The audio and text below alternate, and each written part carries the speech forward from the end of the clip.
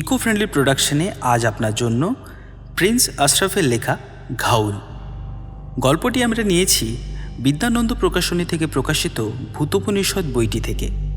ভূতোপনিষদ এপার বাংলা ও ওপার বাংলার ২৬ জন লেখক লেখিকার ভিন্ন ভিন্ন স্বাদের ভৌতিক গল্পের একটি সংকলন। ডেসক্রিপশন বক্সে দেওয়া লিঙ্ক থেকে বইটি সংগ্রহ করে নিতে পারেন। আজকের গল্প শুরু করার আগে একটা সতর্কবার্তা আছে।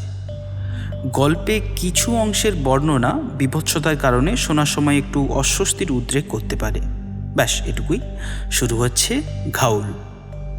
ঘাউল এবং এইরকম অন্যান্য আরও গল্প শুনতে সাবস্ক্রাইব করুন আমাদের YouTube channel eco friendly production.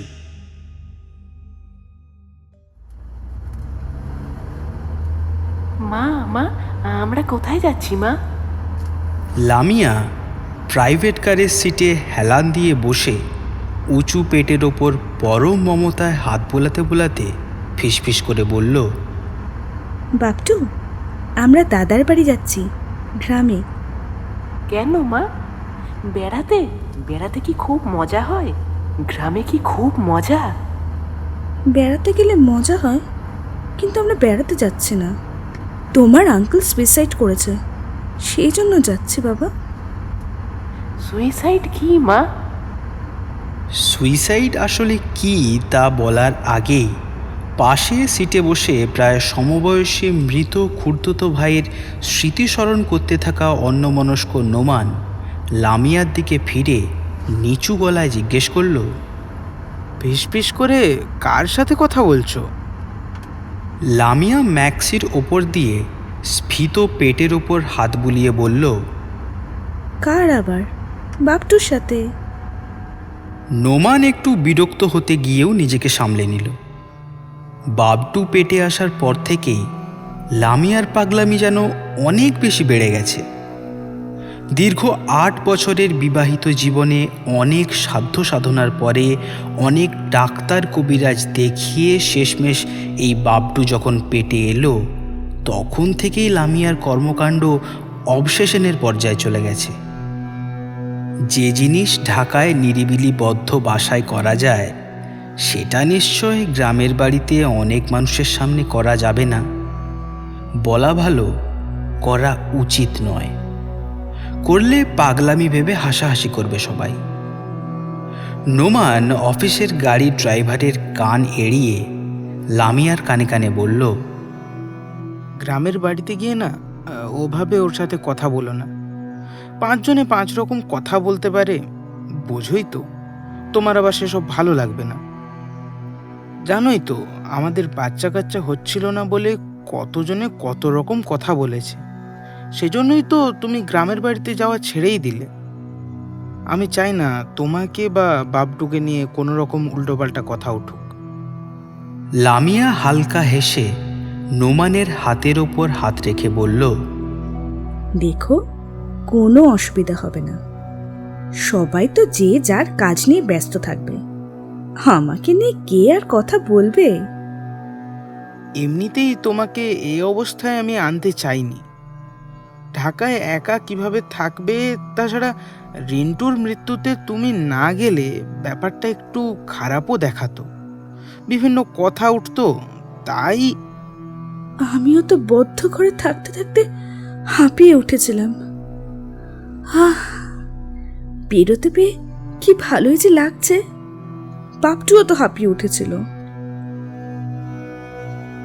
গ্রামের বাড়িতে পৌঁছতে পৌঁছতে নোমানদের দুপুর গড়িয়ে গেল। মরা বাড়িতে এক টানা এক লয় সুরের অনেক কণ্ঠের কান্না যেন অন্যরকম একটা পরিবেশ সৃষ্টি করেছে। মৃত্যুটা যেহেতু অস্বাভাবিক, তাই ব্যাপারটার সাথে থানা পুলিশও জড়িয়ে গেছে। গাড়ি নিয়ে আসায় নোমানদের দিকে সবারই একটু নজর পড়লেও কেউই তেমন গুরুত্ব দিল না। ৪ বিঘের এক বড় বেড় বাড়িতে নোমানদের তেমন কেউই থাকে না। এক ঘর মাত্র শরিকের এক পরিবার থাকে। তারা বেড় বাড়ি এবং তার নিচের বিলীন জমির দেখভাল করে। অন্যরা সবাই শহরে থাকে, 2 ঈদে বাড়ি আসে। ঘরগুলোর কিছু ভাড়া দেওয়া আছে, আর কয়েকটা ঘর তালাবদ্ধ অবস্থায় পড়ে থাকে। সেরকম একটা তালাবদ্ধ ঘর খুলে সেখানেই নোমান ও প্রেগনেন্ট লামিয়ার থাকার ব্যবস্থা হলো। ঘরটা বহুদিন তালাবদ্ধ থাকায় কেমন একটা ভ্যাপসা গন্ধ ছড়িয়েছিল ঘরের মধ্যে। লামিয়া ড্রাইভারকে বলে গাড়ির পারফিউম একটু স্প্রে করে দিতে বলল। ঘরে পারফিউম স্প্রে করে নোমানদের লাগেজ ঘরে ঢুকিয়ে ড্রাইভার নোমানকে জানালো এখনই সে বেরিয়ে যাবে, কারণ রাতের মধ্যে অফিসে গাড়ি জমা দিতে হবে। ওরা যেদিন ফিরবে আগে থেকে ফোন করে দিলে সে আবার গাড়ি নিয়ে চলে আসবে। নোমান আর ড্রাইভারকে আটকালো না। জার্নির ধকলে লামিয়া রুমের মধ্যে এসে শুয়েই ঘুমিয়ে গেছে দেখে নোমান লাশ সৎকার এবং আনুষঙ্গিক অন্যান্য কাজের জন্য বেরিয়ে গেল। মসজিদের মাইকে জানানো হলো বাদমাগরিব বেড়বাড়ির মধ্যের উঠোনেই জানাজা হবে। গ্রামের দিকে ঝপ করে রাত নেমে যায়। এই গ্রামে ইলেকট্রিসিটি আছে ঠিকই, কিন্তু এই প্রায়ন্ধকার গাছপালায় ঘেরা ভুতুড়ে মতো দেখতে এই বাগান বাড়িতে তেমন কেউ থাকে না বলে জোরালো বৈদ্যুতিক আলোর কোনো ব্যবস্থা নেই। বারান্দার একমাত্র বাল্বটা একচোখা দৈত্যের মতো কালো অন্ধকার রাতটাকে আরও ভৌতিক করে তুলেছে। বাড়ির বাসিন্দারা বাদে সবাই একে একে বিদায় নিল। নোমানও বন্ধুতুল্য রিন্টুর কবরে শেষ মাটিটুকু দিয়ে বাগান বাড়ির দক্ষিণ পশ্চিম দিকের বাঁশঝাড়ের নিচের কবরস্থান থেকে বাড়ির দিকে রওনা দিল। সুন্দরবনে বাঘের কবলে পড়ে আহত বড় চাচা কদিন ভুগে অনেক আগেই গত হয়েছিলেন। চাচার শোকে চাচিও বেশি দিন বাঁচেননি। বাবা মায়ের কবরের একেবারে পাশেই রিন্টুকেও কবর দেওয়া হয়েছে। নোমান কবরস্থান থেকে বেরিয়ে পুকুর থেকে ভালো করে হাত মুখ ধুয়ে ওয়াজু করে তাদের ঘরে এসে দেখল ঘর অন্ধকার এবং ভেতর থেকে বিড়বিড় করে কথাবার্তা ভেসে আসছে। সে পকেট থেকে মোবাইল বের করে ফ্ল্যাশ লাইট জ্বালাতে জ্বালাতে গলা ছেড়ে ডাক দিল, লামিয়া, ঘরে আছো? ঘরটা এরকম অন্ধকার কেন? আছি, ভেতরে আসো, আলোটা জ্বালালে বাপটুর চোখে লাগবে। নোমান লামিয়ার পাগলামি উপেক্ষা করে ঘরের কম পাওয়ারের বাল্বটি জ্বেলে দিল। অল্প আলোতে নোমান দেখল লামিয়া খাটের ওপর দেওয়ালের গায়ে হেলান দিয়ে পিঠের নিচে বালিশ গুজে আধশোয়া হয়ে বসে আছে। লামিয়ার প্রেগন্যান্সি 7 মাস পেরিয়ে গেলেও পেটটা খুব একটা বেশি উঁচু দেখাচ্ছে না। আল্ট্রাসাউন্ড করে ওরা জেনেছে বাবটুর নাকি ওজন কম, একটু নাকি অপুষ্টিতেও ভুগছে। লামিয়ার দিকে তাকিয়ে থেকেই নোমান বলল, খাওয়া দাওয়ার কি ব্যবস্থা হয়েছে দেখি, বুঝলে? আরে, খাবার তো দিয়ে গেল একজন, বুঝতে পারিনি কি, ঘুমটা টানা ছিল। ওই তো টেবিলের উপর রাখা আছে, দেখো। মরা বাড়িতে সাধারণ নিয়মেই কোনো উনুন জ্বলে না, এখানেও তাই। পাশের বাড়ি থেকে শুধুমাত্র এই বাড়ির বাসিন্দাদের জন্য টিফিন ক্যারিয়ারে করে রাতের খাবার পাঠানো হয়েছে। নোমান দেখল টেবিলের ওপর প্লেটে ঢাকা খাবার, জগ ভর্তি জল, হাত ধোয়ার গামলা এবং একটা লবণের কৌটো। মাছের বোটকা গন্ধ আসছে, খাবো কি করে? নোমান যদিও এরকম কোনো গন্ধ পাচ্ছে না। ও একটু অবাক হলেও বুঝতে পারল প্রেগনেন্ট শরীরে গন্ধের তীব্রতা থাকে। ও লামিয়ার দিকে করুণ চোখে তাকিয়ে এগিয়ে গেল টেবিলের দিকে। ঢাকনা খুলে দেখল কাটাপোনার ঝোল, ঘন ডাল আর কিছু ভাজাভুজি। নোমান লামিয়ার জন্য প্লেটে ভাত বাড়তে বাড়তে বলল, মাছ খেতে ইচ্ছে না করলে খেও না, মাছের ঝোলটা দিয়ে খাও। কি একটা ভাজাভুজিও তো রয়েছে দেখছি, ডালও আছে।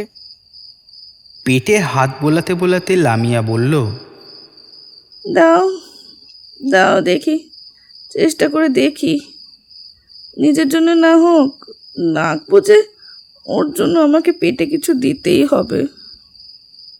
কিন্তু ভাজি দিয়ে খাবার মুখে তুলতেই ওয়াক করে গলা টানা দিয়ে উঠল লামিয়া। বাহ, সব কিছুর মধ্যে মাছের গন্ধ ঢুকে গেছে। ইস, ভাতেও। বাবা, এগুলো সামনে থেকে সরাও তো, সরাও। উফ, কি বাজে। আর আর তুমি খেয়ে নাও, আমি দেখি ব্যাগে বিস্কিট কিছু আছে কিনা। নোমানও আর জোরাজুরি করল না, ও খেতে বসে গেল। পুকুরের টাটকা মাছ বেশ লাগছিল খেতে। লামিয়ার জন্য দেওয়া মাছটাও নিজে খেল। তাছাড়া ওর খিদেও পেয়েছিল বেশ। খাওয়া শেষে প্লেট আর গামলা বাইরে দিয়ে এসে বাইরের উঠোনের অন্ধকারে দাঁড়িয়ে একটা সিগারেট ধরাল নোমান।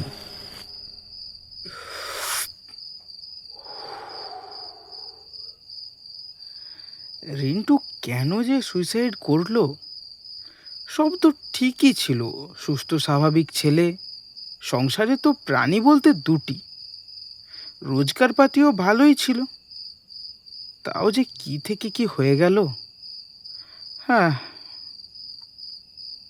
দেখলি তো বাপটু, ওরা কেমন আমাদের পচা মাছ খেতে দিয়েছে। তোর বাবাটাও সেরকম, কিচ্ছু বলবে না এদের। এখন মনে হচ্ছে সারা রাত আমাদের দুজনকে খিদেতেই থাকতে হবে রে এবার। লামিয়া, তুমি থামবে? মুখটুক ধুয়ে ঘরে এসে নোমান দেখল লামিয়া মুখ ভোঁতা করে বসে আছে। নোমানেরও শরীর ভেঙে আসছিল। একজন মানুষ স্বেচ্ছায় সজ্ঞানে কিভাবে ফ্যানের সাথে ঝুলে পড়তে পারে, এই ভাবনাটাই ওর মাথায় ঘুরপাক খাচ্ছিল। ও জানে আজ রাতে এই চিন্তায় আর ঘুম আসবে না। নরম কণ্ঠে নোমান বলল, তোমার কাছে ঘুমের ওষুধ আছে না? দাও তো আমাকে একটা। আজ মনে হয় ঘুমের ওষুধ ছাড়া আর ঘুম আসবে না। লামিয়া বিছানা থেকে নেমে ঝুঁকে পড়ে ব্যাগ থেকে এমনভাবে ওষুধগুলো বের করতে লাগলো যে ওকে দেখে মনেই হবে না যে ও 7 মাসের প্রেগনেন্ট। নোমান সাহায্য করতে চাইছিল, কিন্তু ও জানে লামিয়া ওরকমই, সবসময়ই একটু ডান পিটে, এমনকি এই অবস্থাতেও। মাঝরাতের দিকে প্রচণ্ড খিদেতে ঘুম ভেঙে গেল লামিয়ার। তাছাড়া ও তলপেটে একটা চাপ অনুভব করছে। প্রথমে ভেবেছিল হয়তো বাবটুই চাপ দিচ্ছে, কিন্তু পর মুহূর্তেই বুঝল যে ওকে ওয়াশরুমে যেতে হবে। গলা টানা দিয়ে রাতের খাবার উগড়ে দেওয়ার পর আর কিছুই খায়নি ও। বাইরে যাওয়ার জন্য লামিয়া বিছানা ছাড়ল। নোমান মুখ হাঁ করে নাক টেকে ঘুমোচ্ছে। বার কয়েক নোমানকে ধাক্কাধাক্কি দিল লামিয়া, ডাকলো, কোনো সাড়া শব্দ নেই নোমানের। ও বুঝতে পারল ঘুমের ওষুধের জোর প্রভাব চলছে। অগত্যা ফোনটা হাতে নিয়ে একাই দরজা খুলে বেরিয়ে এলো। বারান্দায় টিম টিম করে একটা বাল্ব জ্বলছে। সেই হলদেটে আলোর দিকে তাকানোর পর সামনের অন্ধকারের দিকে তাকাতে মনে হলো যেন অন্ধকারটা আলকাতরার মতো জেঁকে বসেছে। লেট্রিনটা পুকুরের দিকে কদবেল গাছ লাগোয়া। অন্ধকারের মধ্যে হাঁটতে গিয়ে বারান্দার গায়ে হেলান দিয়ে রাখা কাদামাখা কোদাল শাবলে পা ঠেকল লামিয়ার। একটু অসাবধান হলেই পড়ে যেত হয়তো। এগুলো কবর দেওয়ার কাজেই ব্যবহার হয়েছে, কেউ আর ঘরে তোলেনি। সেগুলোর পাশ দিয়ে গিয়েই জল ভর্তি একটা বালতি পেল লামিয়া। বালতিটা হাতে নিয়ে ইট বিছানো পথ ধরে এগিয়ে যেতে লাগলো পুকুরের দিকে। বিয়ের পর থেকে শুরু করে প্রথম প্রতি বছরই ঈদের সময়টা শ্বশুরবাড়িতেই কাটাতে হতো। আর তখনই এই বাঁশঝাড়, নারকেল, সুপুরি, খেজুর, আম কাঁঠাল গাছ ঘেরা এই বাড়িটা সম্বন্ধে অনেকগুলো বিষয়ে শোনা কথা লামিয়ার মাথায় গেঁথে যায়। অন্ধকারের মধ্যে পুকুরের দিকে যেতে যেতে আপাদমস্তক শহুরে লামিয়ার মনের মধ্যে সেই কথাগুলো আরও জেঁকে বসতে শুরু করেছে। এই জমিটা কেনার পর পুকুর খননের সময় নাকি মানুষের মাথার কঙ্কাল পাওয়া যায় এবং সেগুলো বাঁশঝাড়ের নিচে এখন যেখানে কবরস্থান সেখানে পুঁতে রাখা হয়। তারপর বাড়িতে অনেক ভৌতিক কর্মকাণ্ড ঘটতে থাকলে এবং ওর শাশুড়ির ঘাড়ে জিন লাগলে বাড়ি বন্ধ করে 3টে জিনের অস্তিত্ব পাওয়া যায়।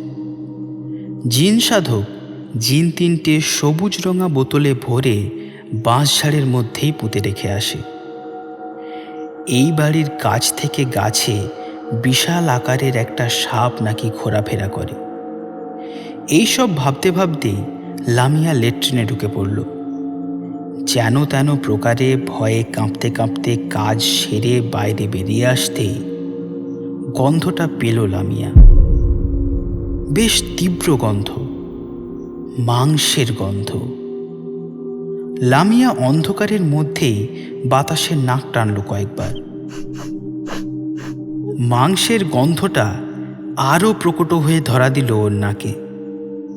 সেই গন্ধে ওর ক্ষুধার্ত পেট যেন মোচড় দিয়ে উঠল কয়েকবার। আর তখনই বাবটুর নাড়াচাড়াও টের পেল। যেন মাংসের গন্ধটা ওকেও চনমনে করে তুলেছে। শুধু নড়াচড়া দিয়েই ক্ষান্ত হলো না বাবটু, পেটের ভেতর থেকেই সাড়া দিল, মা মা খুব খিদে পেয়েছে, খাবো, মাংস খাবো, মাংসের গন্ধ পাচ্ছি। আমিও গন্ধ পাচ্ছি। চল বাবটু, খুঁজে দেখে আসি কোথা থেকে আসছে মাংসের গন্ধ। শুকে শুকে এগিয়ে যেতে লাগলো।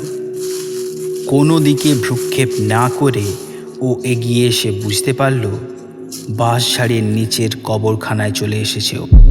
যেন কোনো ক্ষুধার্ত জানোয়ারের সামনে খাবার রেখে দেওয়া হয়েছে। নিশুতি অন্ধকার রাতে কবরখানার ওপরের বাঁশঝাড় থেকে শো শো শব্দ, বুনো শেয়ালের ডাক, ঝিঝির আওয়াজ ভেসে আসছে।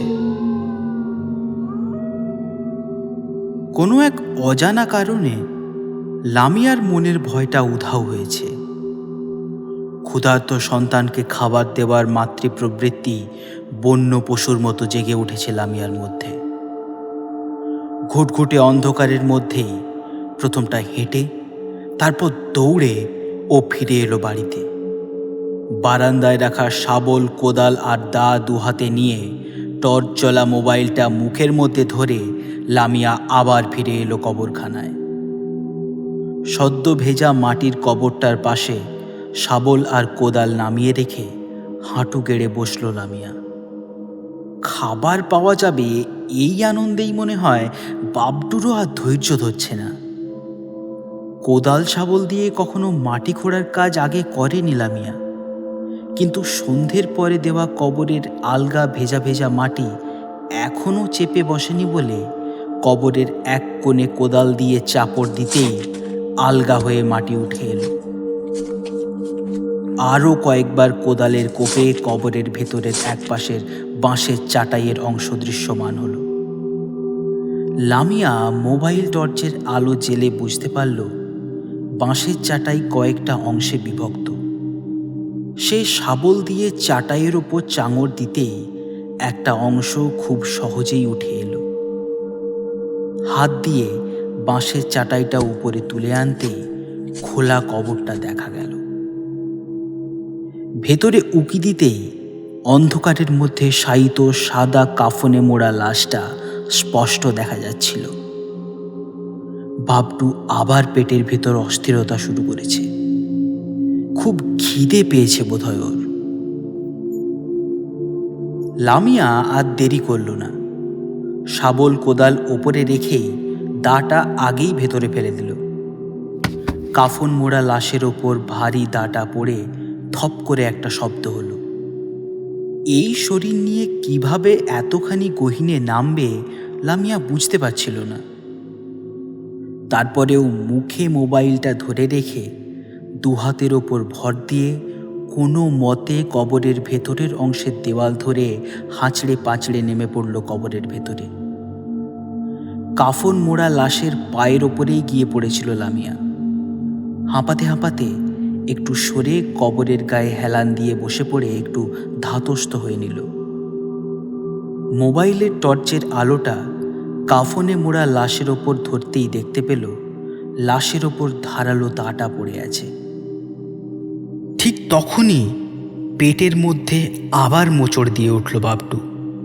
ভেতর থেকেই ও জানালো, খুব খিদে পেয়েছে, দেরি করছো কেন? লামিয়া বসেছিল লাশের পায়ের দিকে। ও আর দেরি করল না। কাফনের গিট দেওয়া পায়ের কাছটা দা দিয়ে কেটে লাশের হাঁটু পর্যন্ত উন্মুক্ত করে দিল। প্রথমে ভেবেছিল দায়ের এক কোপে হাঁটুর কাছ থেকে পায়ের অংশটা আলাদা করে ফেলবে, কিন্তু ভারী পেট নিয়ে কবরের মধ্যে এভাবে গুটিসুটি মেরে বসে কাজটা করা সম্ভব নয়। তাছাড়া হাঁটুর কাছ থেকে পায়ের হাড়টা অনেক মোটা, সামান্য একটা দা দিয়ে সেটা কেটে ফেলা সম্ভব নয়। সেটা বুঝতে পেরে বিকল্প ব্যবস্থা নিল লামিয়া।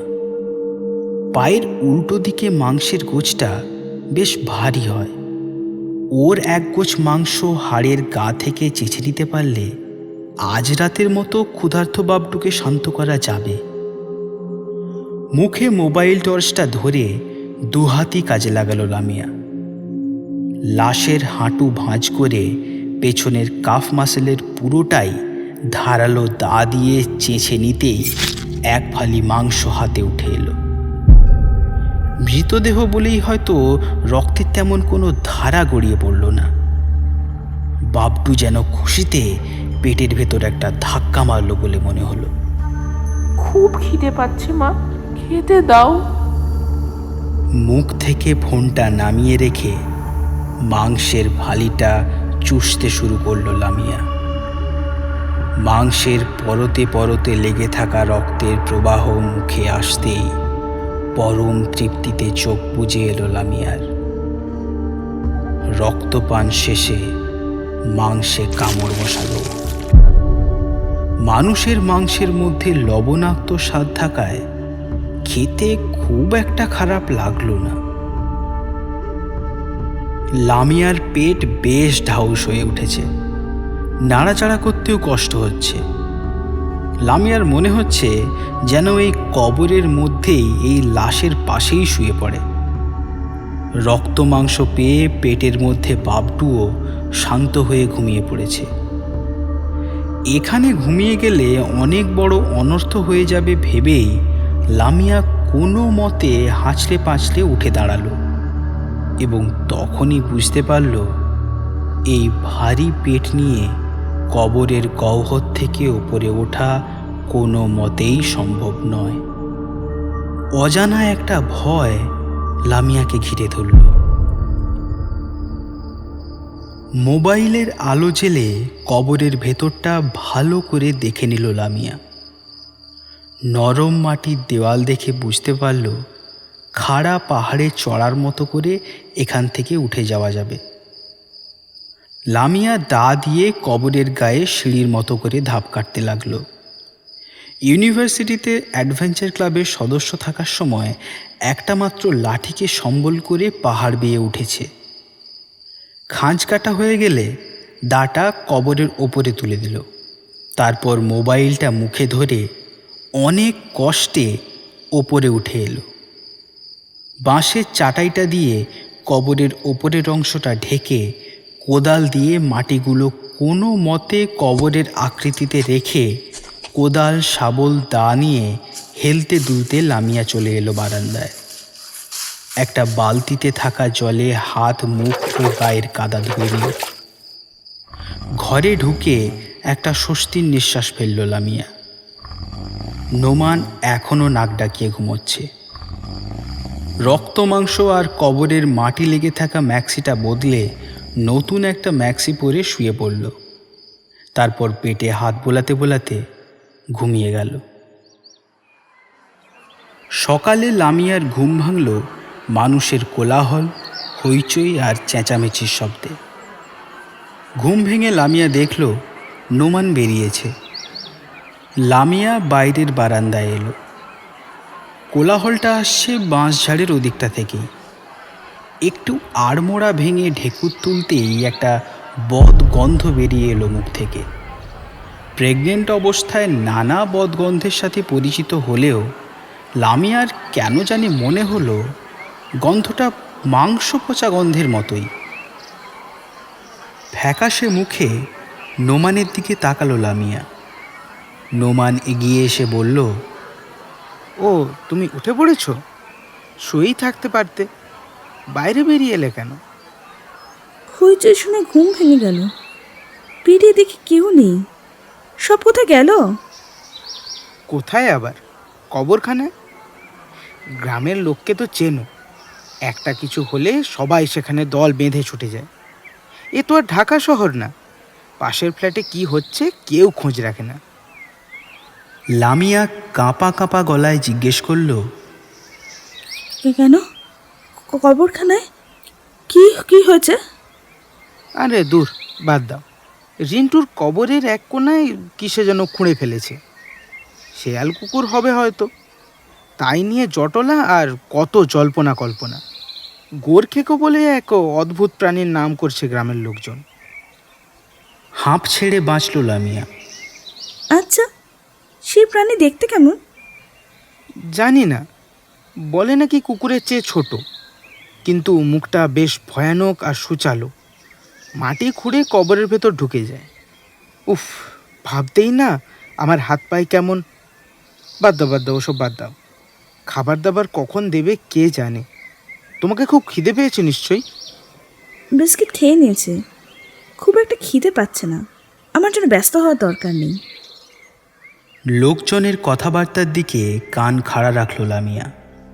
বুঝতে পারল ওরা শেয়াল কুকুরের মতো কবর খেকো কোনো প্রাণীকেই সন্দেহ করছে, কোনো মানুষকে নয়। সন্দেহটা গোর খেকো প্রাণীর উপর যাওয়ায় লামিয়া একটা স্বস্তির নিঃশ্বাস ফেলল। রাতে মাংস খাওয়ার কারণে দিনের বেলায় আর কিছুই খেতে ইচ্ছে করছিল না লামিয়ার, কিন্তু নোমান যাতে সন্দেহ না করে সেজন্য একটু খাওয়ার অভিনয় করতেই হলো। প্রায় শুয়ে বসেই গোটা দিনটা কেটে গেল। নোমান অবশ্য রিন্টুর ব্যাপারটা আসলে আত্মহত্যা না খুন আর পোস্টমর্টেম রিপোর্ট এইসব নিয়েই ব্যস্ত থাকলো। খাওয়া দাওয়া সেরে রাতে নোমান যখন ঘুমোতে যাচ্ছিল তখন কিছুটা জোর করে লামিয়া নোমানকে ঘুমের ওষুধটা খাওয়ালো। নোমান একটু অবাক হলেও নিজের মানসিক অবস্থার কথা বিবেচনা করে ওষুধটা খেতে আর আপত্তি জানায়নি। মাঝরাতে নীরবতার জন্য অপেক্ষা করতে লাগলো লামিয়া। রাত বাড়ার সাথে সাথেই পেটের মধ্যে বাবটু তোলপাড় শুরু করে দিয়েছে। ছোট্ট ছোট্ট পায়ে লাথি দিয়ে ক্ষুদ্র ক্ষুদ্র হাত পেটের মধ্যে উত্তোলিত করে জানান দিতে লাগলো ওর খিদে পেয়েছে, ওর তেষ্টা পেয়েছে, রক্তের তেষ্টা। নোমানের নাক ডাকার শব্দ পেতেই পেটের ভেতর থেকে বাবডু বলে উঠল, মা আজ যাবে না? খিদে পেয়েছে, খেতে চলো মা, মাংস খেতে চলো। লামিয়া ধীরে ধীরে দরজা খুলে বাইরে বেরিয়ে দেখে নিল কেউ জেগে আছে কিনা। তারপর শাবল কোদাল আর দা হাতে পা বাড়ালো কবরের দিকে। কবরের কাছে এসে একটু অবাক হলো লামিয়া। কেমন যেন অন্যরকম দেখাচ্ছে আজ কবরটাকে। গত রাতের মতো ঠিক নয়, কি একটা যেন বদলে গেছে। কিছুক্ষণ দেখার পর ও বুঝতে পারল শেয়াল কুকুর বা কবর খেকো প্রাণীর উপদ্রব ঠেকাতে নতুন কবরটার উপর একটা নীল রঙের পলিথিন দিয়ে ঢেকে তার চারপাশে ইট চাপা দেওয়া হয়েছে। সন্তানের ক্ষুধায় কাতর লামিয়া ভ্রুক্ষেপ না করে ঠিক কতদিনের খোঁড়া জায়গাটার ইট সরিয়ে পলিথিনের কিছুটা অংশ তুলে কোদাল দিয়ে মাটি খুঁড়তে শুরু করলো। আজও সব কিছু খুব তাড়াতাড়ি হলো। কবরের ভেতরে নেমে লামিয়া দেখতে পেল সবাই কবরের ওপরটা ঢাকাঢুকি দিলেও কেউ ভেতরে নেমে দেখেনি। দেখলে কবরের দেওয়ালের গায়ের গর্তগুলো নিশ্চয়ই নজরে পড়ত। লাশের পাশে বেশ আয়েশ করে বসে অন্য পায়ের গোছ থেকে চেঁচে মাংসের টুকরো তুলে নিয়ে চিবুতে লাগলো লামিয়া। তৃপ্তিতে চোখ বুজে আসছে ওর। পরদিন সকালে লামিয়া একটা হইচইয়ের আশঙ্কা করেছিল, কিন্তু তেমন কিছু হচ্ছে না দেখে ও একটু অবাকই হলো। বাইরে বেরিয়ে একটু খোঁজ নেওয়ারও চেষ্টা করলো, কিন্তু কেউ তেমন কিছু বলল না। সবাই কেমন যেন থম মেরে আছে। একটু ভয় ভয় করতে লাগলো লামিয়া। নোমানকেও কাছে পিঠে দেখা যাচ্ছে না। নোমানকে মোবাইলে ফোন করলো, জানতে পারল সে বাজারে গেছে কি একটা দরকারে। উত্তেজনা চেপে রাখতে না পেরে লামিয়া ফোনেই জিজ্ঞেস করলো নোমানকে, বাড়ির দিকে কিছু হয়েছে নাকি? সবাই এরকম চুপচাপ কেন? আরে ওই কবরের ব্যাপারটাই। প্রথমে সবাই গোরখেকুর কথা ভাবলেও এখন সবাই বলা বলি করছে ওটা মানুষ বা মানুষের মতো কিছুর। কারণ মানুষ ছাড়া কবরের ওপর থেকে ওভাবে ইট সরিয়ে পলিথিন সরিয়ে কবর কে খুঁড়বে? লামিয়া বুঝতে পারল ভুলটা তারই হয়েছে। কবরের ভেতর থেকে উঠে ভরপেট থাকায় আলিস্যে লাগছিল, তাই কবরের ওপরের ইট আর পলিথিন ঠিকঠাকভাবে দেওয়া হয়নি। লামিয়া মনে মনে ভাবল, আজ রাতে আর কোনো ভুল করা যাবে না। গ্রামের মানুষ দুভাগে ভাগ হয়ে গেল। একদল বিশ্বাস করে এটা শরীরী মানুষেরই কাজ, আরেক দল বিশ্বাস করে কাজটা নির্ঘাত কোনো অশরীরীর। দেখা গেল শরীরীর চেয়ে অশরীরীর দল বেশি ভারী। রাতে জোর করে লামিয়ার ঘুমের ওষুধ দেওয়ার চেষ্টায় নোমান একটু অবাক হলো এবং হঠাৎ করে একটু যেন সন্দেহও করল। মগজের কোষে আলোড়ন তুলল সন্তান ধারণের জন্য তদবির করা সেই তান্ত্রিকের গোপনে তাকে একান্তে বলা কথাগুলো। ডাক্তার কবিরাজ সব থেকে গেলে শুধু তন্ত্র মতে সাধনা করে সন্তান ধারণে অক্ষম নারীর গর্ভে আমরা সন্তান ফুল দিই। তবে সেই দেওয়াটা কিন্তু স্বাভাবিক কিছু নয়। তন্ত্র সাধনার মাধ্যমে যে সন্তান পেটে আশ্রয় নেয়, জন্ম নেয়, সেই সন্তানের মধ্যে অনেক অস্বাভাবিকতা দেখা দিতে পারে। শুধু সন্তান নয়, সন্তানকে গর্ভে ধারণকারী মায়ের মধ্যেও অস্বাভাবিকতা দেখা দিতে পারে। কি রকমের অস্বাভাবিকতা? তা এখন কিছুই বলা যাবে না, তবে এটুকু বলতে পারি, অস্বাভাবিকতাটা খুবই ভয়ঙ্কর রূপ নিতে পারে। এমন কিছু যা সাধারণ মানুষ তার কল্পনাতেই আনতে পারবে না। ভীষণ অস্বাভাবিক। শুনে আঁতকে উঠেছিল নোমান, কিন্তু তখন আর ফেরার পথ নেই। তাছাড়া সন্তানের জন্য তারা একরকম মরিয়া হয়ে উঠেছে। লামিয়াকে সে তান্ত্রিকের কথার কিছুই জানায়নি নোমান। নোমান লামিয়ার সামনে ঘুমের ওষুধটা মুখে পুরে জিভের নিচে রেখে দিয়ে গিলে নেওয়ার অভিনয় করল। তারপর সিগারেট খাওয়ার নামে বাইরে এসে থু করে ফেলে দিল। নোমান রাতে ঘুমের ভান করে নাক ডাকানোর অভিনয় করল, যাতে লামিয়া নিশ্চিত হতে পারে যে ও গভীর ঘুমে আছে। প্রায় মাঝরাত পর্যন্ত নোমান ঘুমের ভান করে পড়ে রইল এবং এক পর্যায়ে ওর মনে হতে লাগলো যে ও স্ত্রীর প্রতি যে সন্দেহ করছে তা নিতান্তই অমূলক। শুধু শুধু বেচারির ওপরও সন্দেহ করাটা মোটেই ঠিক কাজ হয়নি। এই সব ভেবে নোমান যখনই ঘুমানোর প্রস্তুতি নিচ্ছে তখনই বুঝতে পারল লামিয়া বিছানা ছেড়ে উঠে পড়েছে। ঘুম চটে গেল নোমানের। কান খাড়া করে লামিয়ার নড়াচড়ার শব্দ শুনতে লাগলো। লামিয়া দরজা খুলে বাইরে বেরিয়ে পড়লে নোমান নিঃশব্দে বিছানা সারল। তারপর দরজার কাছে এসে গাঢ় অন্ধকারের মধ্যেই লামিয়ার অবয়ব কোদাল শাবল নিয়ে বারান্দার উঠোন ছেড়ে কবরখানার দিকে এগোতে থাকলে ওর সন্দেহ নিশ্চিত হলো। নোমানও নিরাপদ দূরত্ব বজায় রেখে লামিয়ার পিছু নিল। উঠোন পেরিয়ে বাঁশঝাড়ের কাছে এসে বাঁশঝাড়ের ঝোপের মধ্যে আড়াল হয়ে দাঁড়ালো। নোমানের বুক ভয়ে এবং অজানা একটা আশঙ্কায় কাঁপতে শুরু করেছে, কারণ ও যেরকমটি ভেবেছিল ঠিক তাই ঘটছে। লামিয়া রিন্টুর কবরের কাছে গিয়ে কবরের উপরের পলিথিন সরিয়ে ফেলে মাটি খুঁড়তে শুরু করেছে।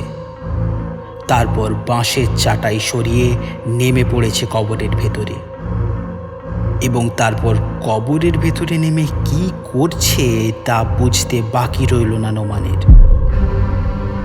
অস্বাভাবিক অতি প্রাকৃত এই দৃশ্যটা নোমান সহ্য করতে পারছিল না। পরবর্তী ধাপগুলো খুব সহজেই ও আন্দাজ করে নিল। স্ত্রীর কাছে ধরা পড়তে চাইছিল না, তাই তাড়াতাড়ি বাঁশঝাড় থেকে চুপিসারে বের হয়ে বাড়িতে চলে এলো। ঘরে এসে বিছানায় মটকা মেরে শুয়ে রইল। লামিয়া বিছানায় এসে শুয়ে পড়ে তৃপ্তির ঢেকুর তুলতেই পচা মাংসের উৎকট গন্ধে ঘরটা ভরে গেল। গন্ধ এবং দুশ্চিন্তার কারণে সারা রাত জেগে কাটালো নোমান। ফজরের আজানের সাথে সাথেই নোমান বিছানা ছেড়ে উঠে পড়ে বাইরের মুক্ত বাতাসে হাওয়া খেতে এলো, এবং তখনই তার মনে হলো যে করেই হোক আজ রাতের আগে গ্রাম ছেড়ে ঢাকায় পৌঁছতে হবে। কবরের আশেপাশে থাকলে এই সমস্যা চলতেই থাকবে। নোমান অফিসের ড্রাইভারকে ফোন করল। বার তিনেক রিং হওয়ার পর ড্রাইভার ফোন ধরল। নোমান জোর দিয়ে বলল সম্ভব হলে এখনই যেন সে গাড়ি নিয়ে চলে আসে। যে করেই হোক আজ রাতের মধ্যে ঢাকা পৌঁছতেই হবে, কারণ ম্যাডাম অসুস্থ। নোমান জানে এর চেয়ে বড় কারণ আর হতে পারে না। লামিয়া তো সত্যিই অসুস্থ, মানসিকভাবে অসুস্থ। একজন অসুস্থ মানুষ ছাড়া কে কবে মৃতদেহের পচা মাংস খেয়েছে? লামিয়া ঘুম থেকে উঠতেই নোমান তাকে জানালো, ঢাকা থেকে গাড়ি রওনা হয়েছে, সব কিছু গুছিয়ে নাও, ঢাকায় ফিরতে হবে। কেন? অফিসের এমার্জেন্সি কল, যেতেই হবে, অফিস থেকেই গাড়ি পাঠাচ্ছে। লামিয়া আর কথা না বাড়িয়ে ব্যাগ গোছগাছ করতে শুরু করে দিল। ড্রাইভারকে ফোন করে নোমান বলে দিল, শোনো, তোমার ম্যাডাম জিজ্ঞেস করলে বলবে অফিসের জরুরি তলব, অফিসই গাড়ি পাঠিয়েছে, কেমন? ঢাকায় ফিরে লামিয়াকে বাসায় দিয়ে নোমান অফিসের গাড়িতেই বেরিয়ে গেল। বেশ কিছুক্ষণ পর ফিরে এসে লামিয়াকে জানালো, অফিসের জরুরি কাজ সব শেষ, ছুটি বাড়িয়ে নিয়েছি, আজ রেস্ট নাও, কাল তোমাকে নিয়ে ডাক্তারের কাছে যাব। ঢাকায় ফিরে আসতেই লামিয়া যেন সেই রাতের কথা, কবরের কথা, শবদেহের মাংসের কথা ভুলেই গেল। রান্নাবান্না করা, নিজের পরিচর্যা এসব করতে করতেই সময় পার হয়ে যেতে লাগলো। এমনকি ডাক্তারের চার্ট অনুসারে খাওয়া দাওয়া আবার আগের মতোই স্বাভাবিক হলো। লামিয়ার স্বাভাবিক আচরণে নোমান নিজেও যার পর ন্যায় অবাক হলো। লামিয়াকে জানালো, রুটিন চেকআপের পাশাপাশি একজন সাইকিয়াট্রিস্টের সাথেও কথা বলেছি, তোমাকে একটু দেখানো দরকার। কেন? রাগঢাক না রেখেই নোমান বলল, কবরের ব্যাপারটা আমি জানি, গোরখেকো যে কে তা আমি নিজের চোখে দেখেছি, সেজন্যই এত তাড়াতাড়ি ঢাকায় চলে এলাম। লামিয়া কিছুক্ষণ থম মেরে বসে রইল, কোনো কথা বলল না। নোমান নিজেই একটু অপ্রস্তুত হয়ে গেল কথাটা বলে। শেষে লামিয়ার গায়ে মাথায় হাত বুলিয়ে তান্ত্রিকের বলা সেই কথাগুলো ভেঙে বলল। লামিয়াও কান্নায় ভেঙে পড়ে জানালো, তার মধ্যের এই অস্বাভাবিকতা সাধারণ সময়ে সে বুঝতে পারে না, কিন্তু বাবটুর কাতর আর্তনাদ আর রাতের নির্জনতা তাকে এই অস্বাভাবিকতায় নিয়ে যায়। সে নিজেও এই সমস্যা থেকে যেভাবেই হোক মুক্তি পেতে চায়। লামিয়া খেয়াল করে রাত বাড়তেই পেটের মধ্যে ছটফটানি যেন বেড়ে যায়।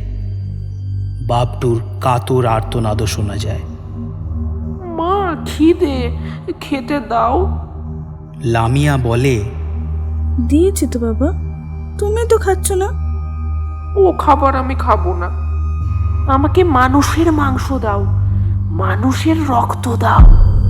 মানুষের মাংসের রক্ত এখন কোথায় পাবো বাবা? বাবটু কিছুক্ষণ চুপ করে রইল, তারপর বলল, এখানে মানুষের মাংস নেই মা। না বাবা। নোমান পরদিন লামিয়াকে নিয়ে ডাক্তারের সাথে ফলো আপে গেল। ডাক্তার সব দেখে শুনে বলল, সবই ঠিক আছে, তবে বেবির গ্রোথ একটু কম মনে হচ্ছে। খাওয়া দাওয়া কি কিছু কম করছেন আপনি? এখন বেবির শরীর গড়নের সময়, এখন না খেলে চলে? ডাক্তারের ওখান থেকে বেরিয়ে ওরা সাইকিয়াট্রিস্টের কাছে গেল। নোমান ভেবেছিল লামিয়া হয়তো আপত্তি করবে, কিন্তু সে কোনো উচ্চবাচ্য করল না। সাইকিয়াট্রিস্টের কাছে দুজনেই বাচ্চা না হওয়া থেকে তান্ত্রিকের তন্ত্র সাধনার মাধ্যমে বাচ্চা হওয়া পর্যন্ত সবই খুলে বলল। সাইকিয়াট্রিস্ট মনোযোগ দিয়ে সবটুকু শুনে বললেন, মনে হচ্ছে বেবির কোনো একটা সমস্যা হয়েছে, কোনো একটা ডিএনএ বা কিছু একটা ওলট পালট হয়ে গেছে, জিন সিকোয়েন্সও চেঞ্জ হয়ে গেছে। এরকম হাজারে একটা হয়। মানুষের মাংস খেতে চাওয়া আসলে একটা রোগ। মানুষের মাংস ও রক্ত খেতে চাওয়াকে বৈজ্ঞানিকরা নেক্রোফ্যাগি নাম দিয়েছেন। পরিসংখ্যান বলছে প্রতি 10 জনের মধ্যে 1 জনের মানুষ খেকো হয়ে ওঠার একটা বিশাল সম্ভাবনা রয়েছে আগামী বিশ্বে। তার একটা বড় কারণ গোটা বিশ্ব জুড়ে মানুষের স্ট্রেসফুল জীবনযাপন। ওকে নজরদারিতে রাখতে হবে। সিজারিয়ানের সময় যদি কোনো বেগতিক দেখা যায়, তখন অন্য ব্যবস্থাও নিতে হতে পারে। দুজনে সিদ্ধান্ত নিল, বাবটু যেরকমই হোক, প্রতিবন্ধী হোক আর জড় পদার্থের মতোই হোক, বাবটু তো ওদেরই সন্তান। নোমান লামিয়াকে বাসায় নামিয়ে দিয়ে এসে বেরিয়ে গেল অফিসার্স ক্লাবে কিছুটা সময় কাটাবে বলে। বাসায় এসে লামিয়া থম মেরে বসে রইল। সাইকিয়াট্রিস্টের কথাগুলো যেন লামিয়া বারবার শুনতে পাচ্ছিল। বাবটু অস্বাভাবিক শিশু, ওকে জন্মের পরপরই মেরে ফেলতে হবে। কোনো রকমে লামিয়া দুপুরের রান্নাবান্না সারল। তীব্র অনিচ্ছা সত্ত্বেও পেটে 2টো দানা দিল।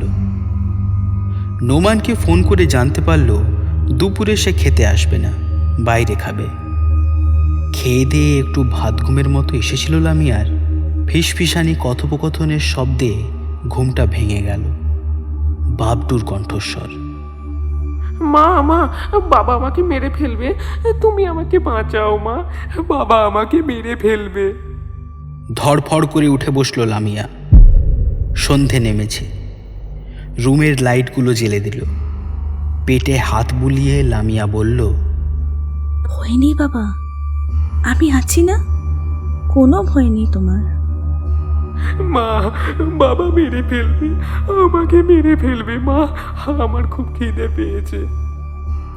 আমি তো খেয়েছি, কিন্তু তুমি যে খেতে চাইছো তা এখানে কোথায় পাবো বাবা? এখানে তো নেই। বাবটু কিছুক্ষণ চুপ করে রইল, তারপর বলল, বাবাকে মেরে ফেললে কেমন হয়? তাহলে বাবা আমাকে মারতে পারবে না, আমরা বাবার মাংস খেতে পারবো মা। বাবা বেঁচে থাকলে তো আর মাংস খেতে পারবো না, আমাকেও মেরে ফেলবে মা। লামিয়া মনে মনে ভাবল, ঠিকই তো বলছে বাবটু, নোমান তো ওকে মেরে ফেলবে। ওকে বাঁচাতে হলে নোমানকে হত্যা করতেই হবে, এছাড়া আর কোনো উপায় নেই। আর তাছাড়া ডাক্তার বলল বাবটুর খাবারের প্রয়োজন। নোমানকে না মারলে খাবারও পাবে কোথায়? নোমান একটু রাত করে বাসায় ফিরল। দেখল লামিয়া ঘুমোচ্ছে। রাতের খাবার শেষে গ্লাস ভর্তি জুস দেখে সেটাও ঢোকঢোক করে খেয়ে নিল। জানতেও পারল না ওই গ্লাসের মধ্যে বেশ কয়েকটা ঘুমের ওষুধ মিশিয়ে দেওয়া হয়েছে। লামিয়া নোমানের ঘুম গাঢ় হওয়ার জন্য অপেক্ষা করছিল। 8 ডজন ঘুমের ওষুধের ক্রিয়ায় নোমান বেঘোরে ঘুমোচ্ছে। বিছানা ছেড়ে ধীর পায়ে লামিয়া এগিয়ে গেল খাটের যেদিকে নোমান শুয়ে আছে সেদিকে। লামিয়ার এক হাতে একটা বালিশ আর অন্য হাতে ধারালো একটা কিচেন নাইফ। ঘুমন্ত নোমানের মুখের সামনে দাঁড়িয়ে লামিয়া বলল, তোর এত বড় সাহস, তুই আমার বাপটুকে মারবি? দেখ দেখ আমি আজ তোর কি অবস্থা করি, দেখ শুধু। বলে নোমানের মুখের ওপর বালিশ চেপে ধরে ধারালো ছুরি দিয়ে গলায় একটা কোপ বসালো। নোমান ছটফট করে হাত পা ছুড়তেই লামিয়া দ্বিতীয় কোপে কণ্ঠনালী দুভাগ করে ফেলল। ফিনকি দিয়ে রক্ত ছুটে গলার ওপর ঝুঁকে থাকা লামিয়ার চোখ মুখ ভিজে গেল। উষ্ণ রক্তটুকু পান করে ছুরিটা এক পাশে সরিয়ে রেখে মেঝেতে বসে পড়ল লামিয়া। পেটে রক্ত পড়ায় বাবডুর ছটফটানি বন্ধ হয়েছে।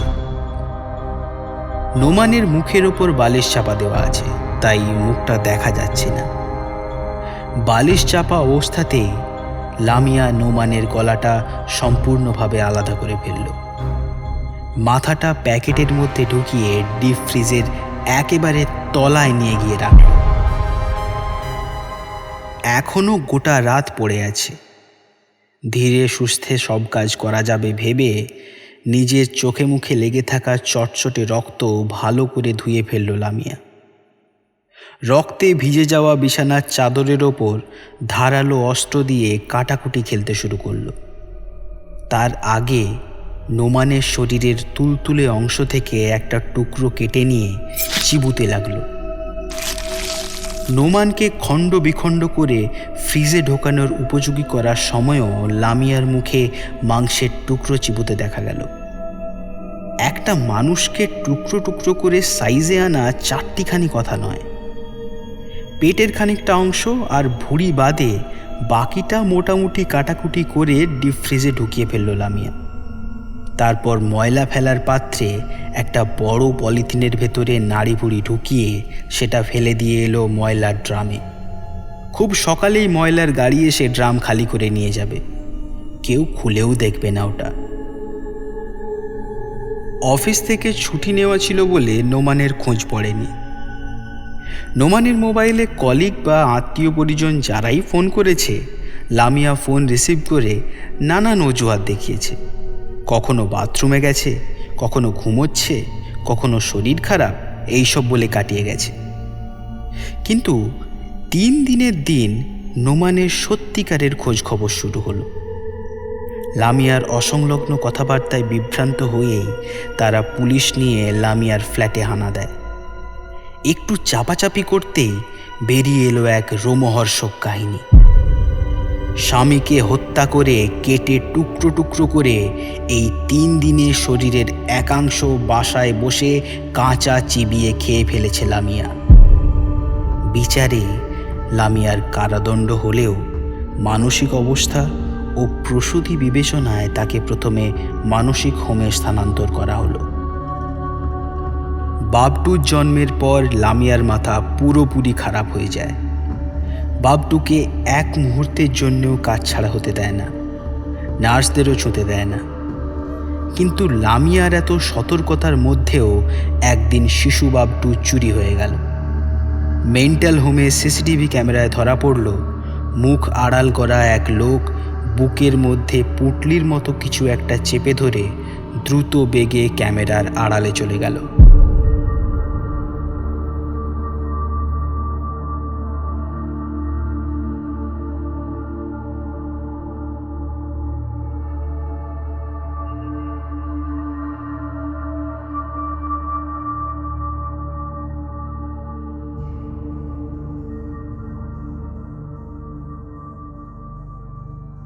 আপনারা শুনলেন প্রিন্স আশরাফের কাহিনী ঘাউল। প্রিন্স আশরাফের জন্ম 1979 সালে খুলনায়। বর্তমানে মিরপুর, ঢাকার বাসিন্দা। পেশায় চিকিৎসক এবং নেশায় লেখক। স্কুল ম্যাগাজিনে লেখালেখির হাতেখড়ি। লেখকের প্রথম প্রকাশিত বই ধোঁয়াশা গন্তব্যে প্রকাশিত হয় শিখা প্রকাশনী থেকে। লেখকের সাম্প্রতিকতম বই মেঘমুখী ফুল প্রকাশিত হয় নয়েজ পাবলিকেশন থেকে। লেখক মূলধারার লেখালেখির পাশাপাশি অন্যান্য সব জনরাতেও লেখালেখি করতে ভালোবাসেন। আমরা ধন্যবাদ জানাতে চাই লেখক, বিদ্যানন্দ প্রকাশনী এবং ভূতোপনিষদের সম্পাদক রাজীব চৌধুরীকে এই প্রচেষ্টায় আমাদের পাশে থাকার জন্য। আজকের গল্পটি আপনাদের কেমন লাগলো কমেন্ট সেকশনে লিখে জানাতে ভুলবেন না। আজকের গল্প পাঠে আমি সায়ন, অন্যান্য চরিত্রে সাবর্ণ, নবনীতা ও শ্রীরূপ। সমগ্র প্রোডাকশন ও সাউন্ড ডিজাইনে সাবর্ণ, পোস্টার ডিজাইনে কৃষ্ণেন্দু। আমরা খুব তাড়াতাড়ি আবার হাজির হব আরও একটি গল্প নিয়ে। ততদিন stay eco friendly, listen to eco friendly.